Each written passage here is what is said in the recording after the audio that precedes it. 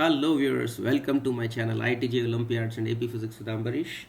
And in this video I've brought two very interesting problems from Pathfinder. I combined both the problems in a single video because both the problems were on the same related concept, and first problem is kind of a prerequisite for doing the second problem. So let me present to you the problem. First I'll be presenting the first problem, and then later on I'll be introducing. After solving the first problem, I'll be solving the second problem. I'll be presenting the second problem, and then I'll be solving the second problem also. So let me read out. So this is build your understanding. The first problem is build your understanding ray optics, question number 6. So here's the problem. In free space, a particle is projected from point P on axis of a fixed rigid cone AOB, angle at an angle alpha is equal to 37 degree with the axis. So this is the axis of the cone, and we have projected a particle at 37 degree with the axis. Okay. Distance of point P from the apex OX is equal to 10 centimeters. So this distance is 10 centimeter. Okay. And the apex angle of the cone is 20 degree. So this is beta. Beta is 20 degree. Okay. All the collisions of the ball with the cone are perfectly elastic. So part A of the question is find the distance of closest approach of the ball from the apex, and the part B is how many times will the ball collide with the cone. So what will happen, see, there's no gravity, so it will collide, keep colliding just like this, and maybe it will come out, then it will finally escape outside. Okay. This, by the way, this is infinite. Okay, so this is not finite, but still you have to think how the ball can escape all the way to infinity. Collisions will stop happening. And why is this problem present in the ray optics chapter? See, if you see the path of the ball, it's just like that of a ray, right? Optical ray. So it is very much a geometrical optics problem. This is disguised into a mechanics problem. That's all. Okay, so we can very well do it using optics. So if you want, you can give it a try. I'll be presenting my analysis, and this is a very nice trick for doing it. Very cute little trick that you must watch because that will help you doing so many problems on a similar concept. Okay, let's see. So what's the key idea here? So the key idea here is that for computation of successive incidence angles, instead of reflecting the ray, we can take the ray straight and reflect the mirror instead. So what I mean by that, this is very important to understand. So look at this figure carefully. Okay. So what I have done, see, what was supposed to happen is that this ray goes from P to Q and collides with the mirror BO, and then it comes back to this point T. However, instead of taking this to point T, what I have done, I have taken the ray straight and reflected the mirror OA in the mirror OB and drawn this mirror OA prime. Okay. And then if this ray goes straight, then it collides at T dash, and I can very easily show that the angle of incidence on the mirror OA dash that I reflected in the mirror OB, this angle of incidence is same as what would have been the angle of incidence if the ray would have gone and collided actually with mirror AO. So this we can show very easily. How to show this? See, so we reflected the mirror AO in BO as A prime O. This is the AO mirror. We reflected it in BO and we draw A prime O. Now by laws of reflection, angle BQP and angle OQT are both theta. So let's see, BQP, okay, and OQT, BQP and OQT. So both these angles will be equal by law of reflection. So you might be wondering, I generally equate the angles with the normal, but it's the same thing. If the angle is equally inclined to the normal, they're also equally inclined to the steepest line of the mirror. So that's perfectly fine. So this angle is equal to this angle, right? So I hope you understood that. Instead of equating the angles with the normal, I can even equate the angles with the tangent, okay, on both sides. Okay, so BQP and OQT angles, they are theta. Okay, also angle BQP and angle T prime QO, they are equal. See, BQP and T prime QO, they are vertically opposite angles, so they are also equal, right? So that means what? Angle T prime QO is same as angle TQO. Okay, and of course this angle is beta and this angle is beta because we have simply taken the mirror image of the mirror AO in the mirror BO. So you can see that these two triangles are congruent. This triangle and this triangle, they are congruent triangles, right? And if they're congruent triangles, then it's just a little step further to show that this angle with the normal will be equal to this angle with the normal. So let's see that part also. So triangle T prime QO is okay. So triangle TQO is T prime QO is congruent to triangle TQO. So these two triangles, I said, they're congruent by, you can say, ASA, because this angle is equal and this angle is equal and this side is common, so they are congruent triangles, right? So now angle x plus 90 degree plus theta plus beta, what is that? See, here I have assumed that angle with the normal is x. So x plus 90 degree is this angle plus beta plus theta. So three angles, the sum of three angles of a triangle is 180 degree, right? So theta plus beta plus x plus 90 degree.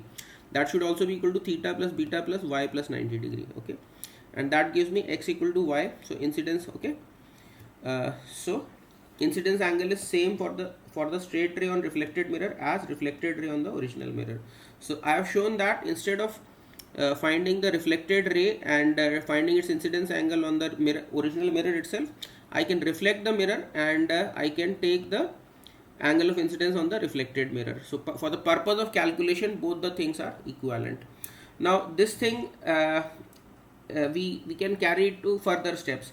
So after this reflection, again there will be some you see, after this reflection again there will be there will be a reflection. So to calculate that, we can, just like we reflected this mirror in this mirror, now to calculate the next reflection, I can again reflect this mirror in this mirror. So I can keep on drawing the mirrors and keep on taking this ray straight for further calculation of further incidence angles. So it will not make a difference, right? So because if this ray comes here and then goes like this, so it's equivalent to this ray coming here and then goes like this, so incidence angle will be same, like, okay. So I can as well reflect this mirror over here and the same process can be continued. You can think in terms of principles of mathematical induction. So this you can do for computing the subsequent incidence angles at as the number of collisions proceeds, okay. So this process can be similarly repeated for multiple reflections. That is, we can keep tracing the ray forward and keep reflecting the mirrors for accurately calculating the successive angles of incidence. Also, since OT is equal to OT prime, this method is also accurately calculating the distance from the apex. You can see, if I want to calculate the distance from the apex at any collision, you can see the same thing is also modeled accurately. So because OT is same as OT prime, so the tracing of this ray straight also accurately models the distance from the apex at any collision. So we can use this technique for finding the angle of incidence also, and also for calculating the distance from the apex, okay. So if you have understood this, then it's a simple thing. Now for our problem, what we can do, we can so we can keep tracing this ray at angle alpha. We can take it straight and then we can reflect the mirrors like this. I can reflect all the keep on reflecting the mirrors, and I can keep on tracing this straight to calculate the angle of incidence at any collision. So one of the parts was to calculate the shortest distance. So shortest distance from the apex, as you can see, if you trace this ray forward, the shortest distance is when you drop a perpendicular from the apex on this straight ray, right? And what will that distance be? That distance will be simply OP and OP into sine alpha, right? So this distance is OP sine alpha, right? That's what I've written. Now nearest distance of the ray from the apex O can be directly found by dropping a perpendicular or equivalent straight traveling ray. Distance of closest approach, OQ is equal to OP sine alpha, and OP is given as x in the problem, so this becomes x sine alpha, right? If you want, you can put the values whatever is given there. So x was given to be how much? X was x is 10 centimeter and alpha is 37 degree, right? So sine 37 is how much? Sine 37 is 3 by 5. So if you put that, you will get x sine alpha is 6 centimeter, okay. So I have not calculated in numbers, not mentioned, but that's easy calculation. So the minimum distance will be 6 centimeter, right? Now I need to calculate the number of collisions, right? So here you can see till when will the collisions keep happening. You see, this ray is going and I'm reflecting the mirrors, so on, like this I'm calling as A1, mirror B I'm also calling alternately by name A1, and then you reflect this mirror, so I'm calling this as A2. Once again you reflect this mirror, you call it A3. Again you reflect this mirror and you call it A4, and so on. and let's say this mirror is an and this mirror is an plus 1. So you can see that this mirror an is going to converge with this ray somewhere, so this ray is going to collide with an definitely, right? However, this mirror an plus 1, this is diverging with the rays. You can see this this will converge if you take it backward, but in the forward direction there is no convergence, right? So for a ray to collide with any mirror, you can see that this alpha angle plus this angle, let's say this an angle, the sum of these two should be less than 180 degree. Why? Because what happens in the limiting case, suppose this ray is going parallel to some mirror, then obviously it's not going to meet. So if this ray is either parallel or even let's say the mirror is even less steeper than the parallel, then of course the rays are not going to meet. So that means what? This angle plus this angle, so this angle plus this angle, this should be less than 180 degree for convergence to happen. If it is more than 180 degree, that means this is beyond parallel and then convergence will not happen, right? And what about this angle, this entire angle, what will be that? So you can see this half angle is beta by 2, and after that all the mirrors are at beta angles, all of them are at beta angles, right? So the nth mirror, that will, you can easily see that the first mirror a1 is at beta by 2, a2 is at beta by 2 plus beta, then a3 is at beta by 2 plus 2 beta. So nth mirror will be at beta by 2 plus n minus 1 beta, right? And you can simplify it, right? So now for collision, this angle plus this angle should be less than 180 degrees. So now realize that collision keeps on happening until the ray PT is converging with OAN. Okay, so PT ray should be converging. I've just meant whatever I told, I've explained. I'm reading it out. Okay. However, if it is diverging, then there will be no more collisions. That is, in above figure there is a collision with OAN, but there is no collision with OAN plus 1. Okay, so it collides with this one, but it doesn't collide with this one. Okay, so there's no collision with an plus 1. Okay, so translating this into mathematical inequality, I can say that alpha plus beta by 2 plus n minus 1 beta should be less than 180 degree. So this angle plus this angle should be less than 180 degree. And now you just rearrange and you can solve for n. So n comes out to be, just you rearrange this equation, so n comes out to be less than 180 degree minus alpha plus beta by 2 whole thing divided by beta. Okay, but you also know that n cannot be fractional, so you have to take the GIF of this, right? So to find the maximum number of collision, the collision number, so you take the GIF of the RHS of this, right?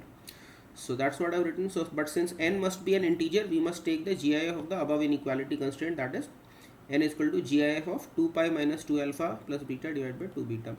And in this, if you want to calculate in numbers, you can put the value of alpha as 37 degree and beta as 20 degree, and if you calculate, n comes out to total 7 collisions. Okay, so that was the first problem based on this concept. Now the next problem is a little more complicated, although that can also be done using the same concept. It requires a little more deeper thinking, but the same concept is going to help you with the other problem, that's from check your understanding. So let's now look at the problem from check your understanding. So here's the problem. A glass plate has cross section in shape of an isosceles trapezium. So this is the isosceles trapezium. This is a glass plate like this. Okay, the top and the bottom slant faces make very small angle beta, much less than 1 degree from each other. So this is the top face which is reflecting, bottom face is also reflecting, and this is the angle between these two faces is beta. Okay, which is much less than 1 degree, very small angle, okay, from each other. These surfaces are made reflecting from inside, so rays will go like this. Of course there will be some refraction over here, so they will not go straight, but at some angle r, let us say, and then there will be multiple reflections, and then from here it will be, if it is not, if this angle is less than critical angle, then it will emerge out in some direction. Okay, so the refractive index of the glass is mu. Find the range of values of angle of incidence alpha at the central plane so that an incident ray of light will pass through the plate. So we want to find the range of this alpha so that the incident ray does come out of the right face. Okay, so if you want, you can give it a try. I'll present my analysis. So let's see what's happening here. So for example, this figure is not to the scale at all, because beta is supposed to be much less than 1 degree, although in this figure it's highly exaggerated. It's shown to be, if I can imagine, I think this would be around 15 degree or so, maybe 15 to 20 degree here, but actually it is not even 1 degree. It is supposed to be even much less than 1 degree. Okay, so now we can understand some of the things in this figure itself. So what am I how am I using my notation? So here the finally ray is hitting the right face at an angle theta, and if the ray has to emerge, then this theta should be less than the critical angle. And now since beta is very small, you can think that this is like these two angles must be almost equal, because these rays are almost parallel, very small angle, and you can think of this as the transversal. So if this angle is phi, phi is the angle between the inward towards the vertex of this supposedly cone kind of arrangement that's happening. So let's say O is the extension of this. So with the inward extension of the, you can say, top surface and the ray, this angle I am calling as phi, and you can see that this angle phi, if I were to just penultimate ray, if I were to just extend it further, it will make the same angle phi with the this mirror, if you want to say, or you can say top surface. So if this angle is phi, this angle is also going to be phi. Okay, that because that's the extension of incident ray. So a reflected ray and incident ray will make the same angle with the surface. Okay, reflecting surface. Okay, so realize that internal reflection pattern is similar to the previous problem. Also for ray to exit, theta should be less than theta critical, right? And also we want that when ray reaches a distance x within the apex, theta should be less than theta c, or phi should be less than theta c. What I mean to say is, see, when the ray has reached here, so what is the distance of this ray from the apex of this cone, if you want to say? So this distance is x. So when the ray is somewhere over here, the angle that it makes with the inward of the inward extension of this top reflecting surface, this should be less than critical angle, because phi is almost equal to theta. So if theta is less than critical angle, then phi should also be critical angle. So this angle of the ray with the inward extension of the top reflecting surface should be less than the critical angle. So I hope that is settled. Okay, that this angle with the inward extension should be less than critical angle, and this is the extension of the penultimate ray, you can say. Okay. Also we want that when the ray reaches distance x, theta should be less than theta c, or we can say that phi should be less than theta c, because two angles are almost equal. Okay, so now going with the same kind of logic that we did for the previous problem. So what I have done, I have reflected this reflecting surfaces, I have reflected over and over again. There will be so many surfaces, the figure is not to the scale, so that's why you are seeing that in the first collision itself this ray has reached within the distance x. The actual figure, these mirrors will be much closer, because this angle is much less than 1 degree. So several collisions would have happened before the ray reaches within a distance x of the apex O. Okay, so once the ray reaches the distance x, so what I have done, from O I have drawn a circle of radius x to find out the point where it reaches reaches within a distance x of the apex. Okay, so let's say r is the angle of refraction, so and the ray is going like this. So somewhere over here it has reached a distance x within the apex, and here this is supposed to be the direction of the ray, and this is supposed to be the inward direction of the this reflecting surface. Multiple reflections I have taken for the reflecting surface, and this is supposed to be the inward extension of the reflecting surface. And with this ray, this angle should be equal to theta critical, or actually it should be less than theta critical. So you can say if this angle, the incidence angle is theta.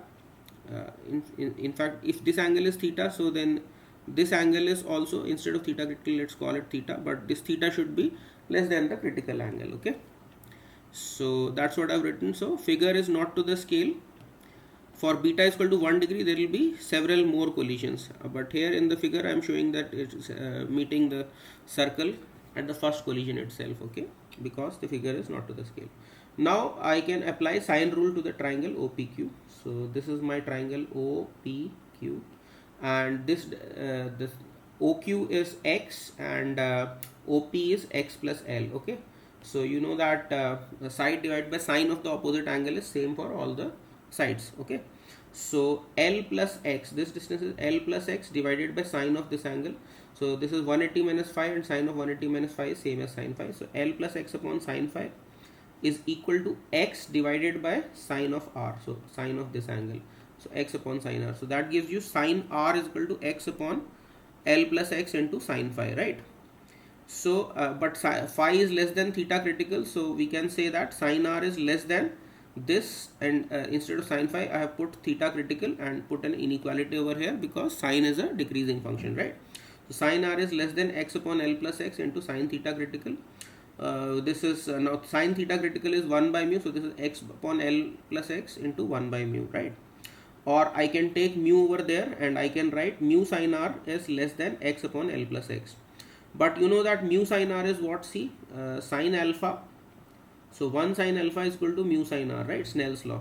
So instead of mu sine r, I could also write sine alpha. So sine alpha is less than x upon L plus x. So we are almost there. We just need to now calculate x using simple geometry. So let's see how we can calculate x.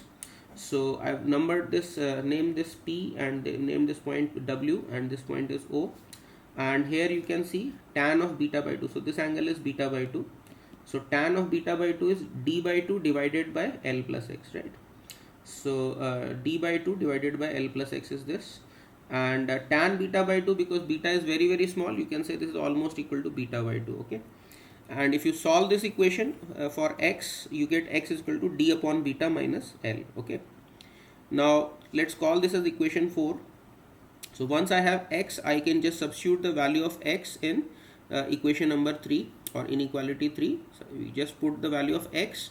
So what does it become? So sine alpha is less than 1 minus beta L by d, or you can say that alpha is less than sine inverse of 1 minus beta L by d. Okay, and of course alpha can be greater than or equal to 0 because straight ray is definitely going to pass through the front surface. So it can be greater than or equal to 0 degree, but less than sine inverse of beta L by d. So that gives me the required bounds for angle alpha. Okay, so that was my analysis for the problem. Hope you enjoyed this analysis and you understood what I wanted to convey.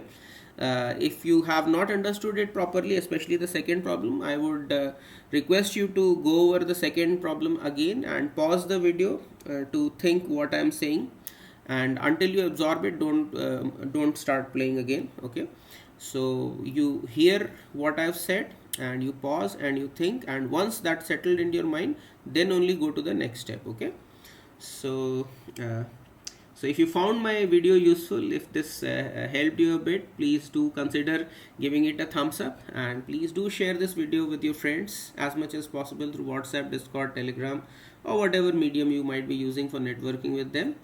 And most importantly, if you're not already subscribed to my channel, please do subscribe, because that's what keeps me motivated. So I'm really worried about the health of my channel. I need to grow this channel and I need subscribers. So I also request you to help me. Each one of you should at least share this video at least with one friend and ask him to subscribe so that my channel can grow properly. Okay, thanks a lot for watching this video, and I'll see you in the next one. And as always, God bless you all. Thank you.